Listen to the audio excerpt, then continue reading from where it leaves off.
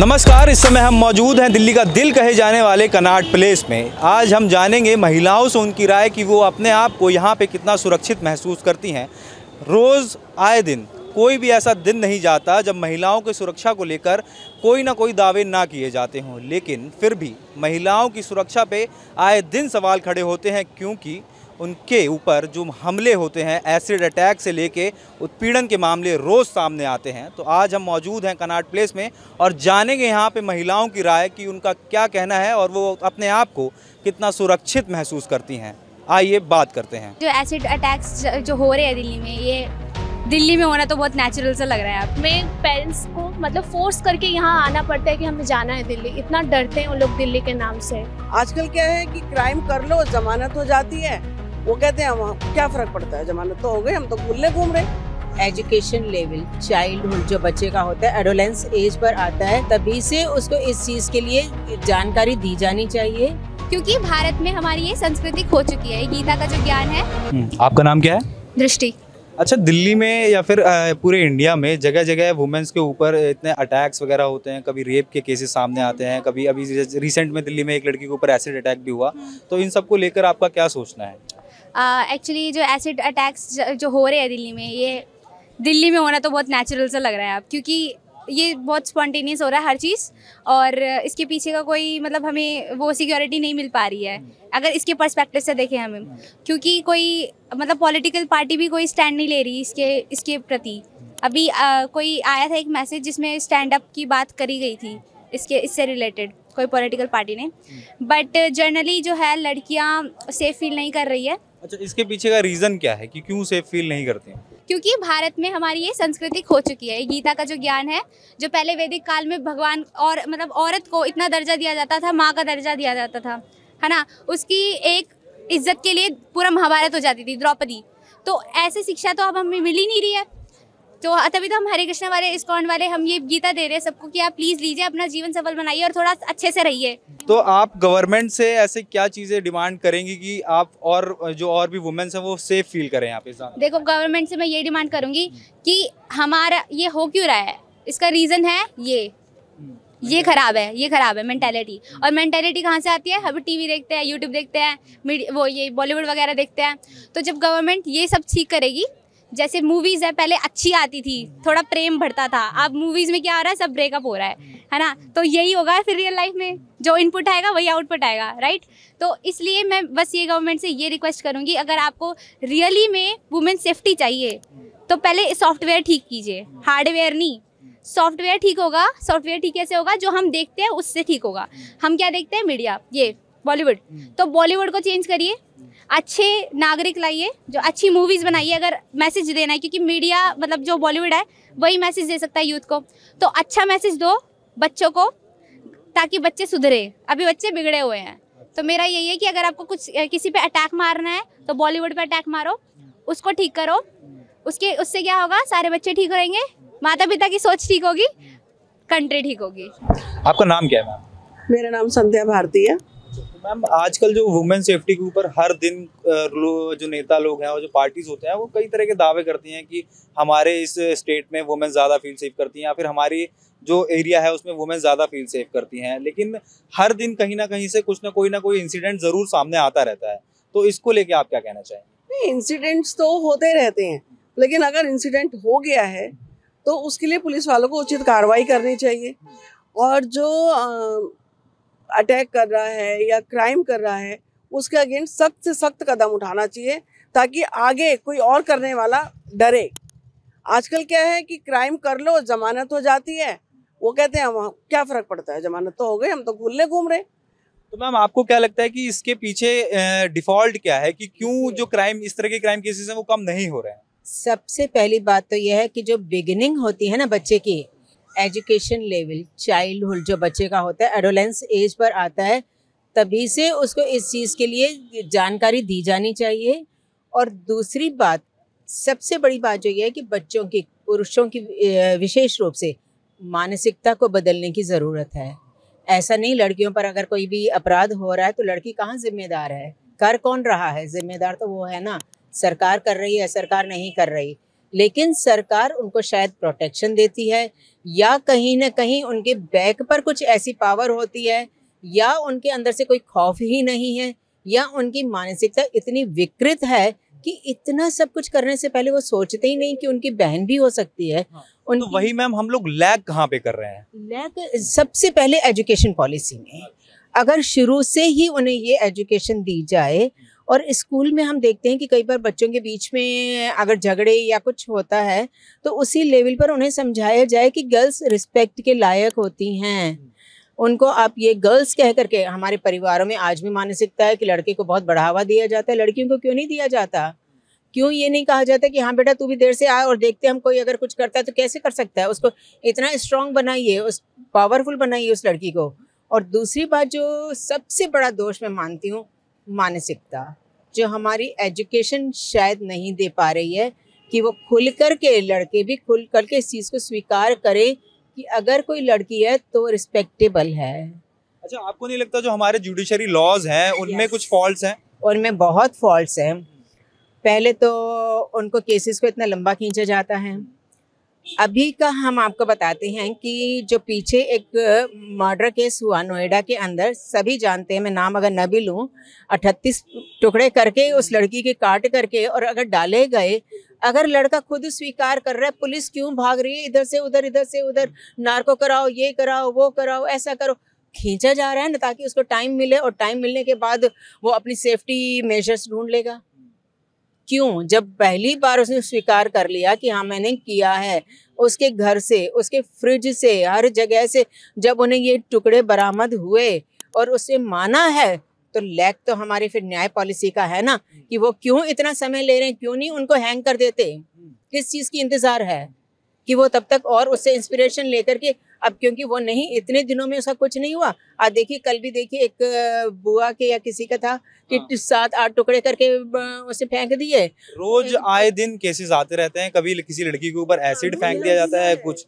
तो आपको क्या लगता है कि गवर्नमेंट को क्या नई पॉलिसीज जो है वो एडवांस करनी चाहिए कि ये खत्म हो सके, या फिर इस चीज को कम किया जा सके? कानून बहुत सख्त होने चाहिए इसके लिए।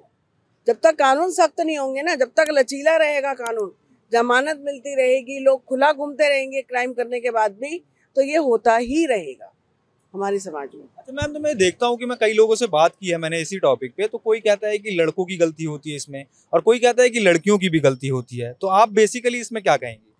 देखिए, लड़कियों की गलती की अगर, या लड़कों की गलती की बात आप कर रहे हैं, तो जो कल्प्रिट है, अगर किसी पर एसिड अटैक हो रहा है या किसी पर कुछ डाला जा रहा है या क्राइम किया जा रहा है, तो करने वाला कौन है? कल्प्रिट वो है। लड़की कैसे कल्प्रिट हो गई, मैं ये जानना चाहती हूँ। कैसे आप उसको, अगर उसने प्रेम विवाह किया, लड़के को उसका आदर करना चाहिए, ठीक है, कोई बात नहीं, लव दोनों तरफ से हो जाता है, हो गया, और कर ली मैरिज, कर ली, उसके बाद आप उसे निभाइए कि आप अपना फायदा उठा करके उसके बाद उसके टुकड़े टुकड़े करके फेंक देंगे। तो यहाँ गलती किसकी है?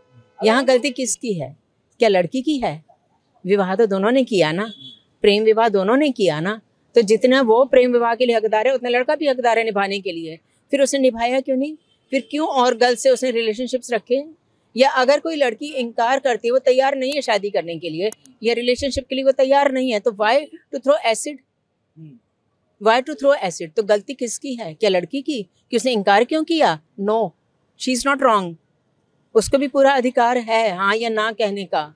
ये गलती उसकी है कि अगर एक तरफा प्यार लेके चलते हैं या जुनून में हैं या किसी भी चीज़ में हवस में हैं, किसी भी चीज़ में हैं, तो आपको अपने ऊपर नियंत्रण रखना है।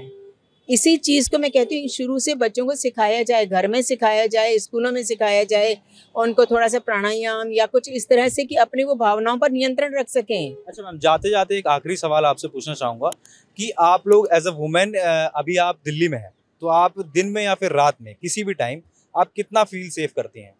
देखिए, ऐसा है कि कितना अगर आप पूछते हैं तो सेफ हैं भी और नहीं भी हैं।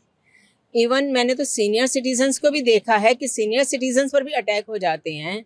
पता नहीं लाइट में कितने आते हैं या हमें नहीं पता है, लेकिन मैं जिक्र नहीं करूँगी किसी के बारे में, लेकिन हाल ही में किसी senior citizen 70 years old lady को किसी ने परेशान किया, उन्होंने पुलिस कंप्लेंट की और पुलिस कंप्लेंट करने के बाद वो पुलिस वाला उनके घर आया धमकाने, और उसने ये भी बोला कि मैडम आपको नहीं पता कि अंदर ही अंदर सीनियर सिटीजन्स की डेथ हो जाती है और कई कई दिन बाद उनका पता चलता है। क्यों? आप उनको सपोर्ट कीजिए, हमारी पुलिस ही डरा रही है।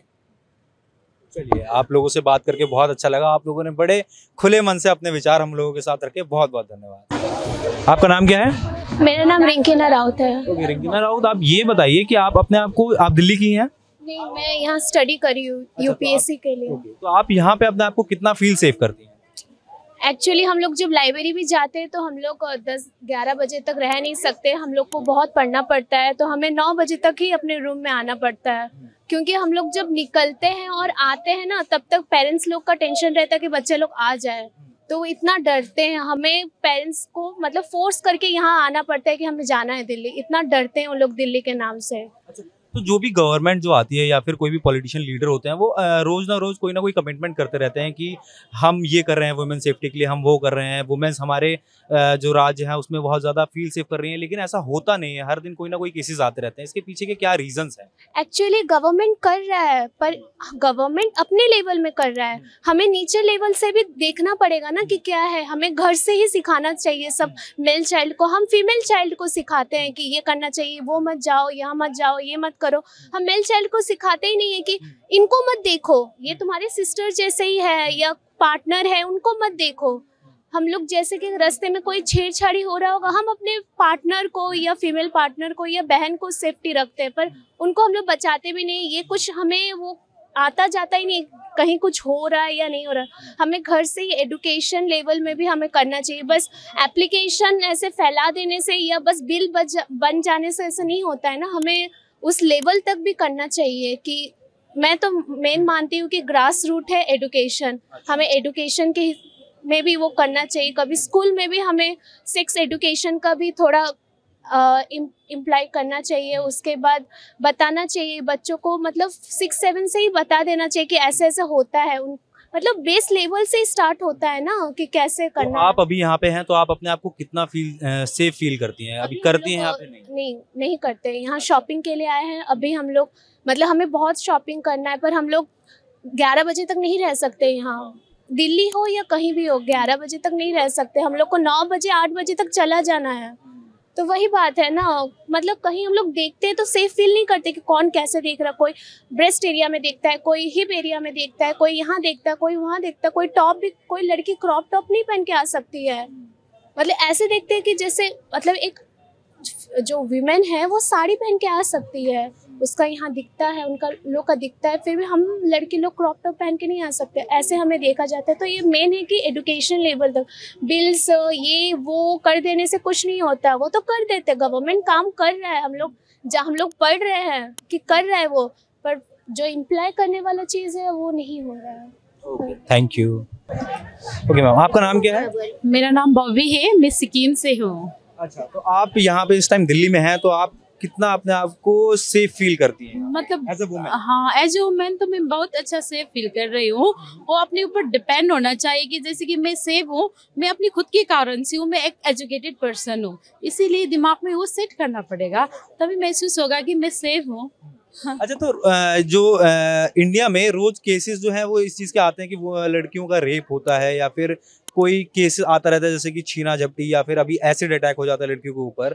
तो ये केसेस दिन ब दिन बढ़ते क्यों जाते हैं? इन पे रोक क्यों नहीं लग पाती है? वो रोक तो मतलब जैसे कि मेरी भी बेटी है, उसको भी सोचना चाहिए। ज़्यादातर तो आजकल ये केसेस ऐसे होता है कि मतलब क्या बोलूँ मैं आपको उसमें जैसे कि हाँ, बाहर तक ना निकले, सेव रहे, और मतलब टाइम टेबल पे रहना, रात को बाहर नहीं निकलना। ऐसे तो ये जो पॉइंट होता है, इसमें बहुत सारे लोग ये कहते हैं कि ये फाउंडेशन सिर्फ लड़कियों के लिए ही क्यों? इसमें तो ज़्यादातर ड्रेसअप पे भी होता है ना, जैसे कि ड्रेसअप आजकल के लड़कियों ड्रेसअप एकदम फॉरेन की तरह करते हैं, ये भी होता है। मतलब उसको सोचना चाहिए कि हम किस तरह सेफ रहेगा, किस तरफ सेफ रहेंगे, वो उसके दिमाग में होना चाहिए कि हम इस तरफ सेफ है, इसीलिए चलना चाहिए। Okay, thank you ma'am.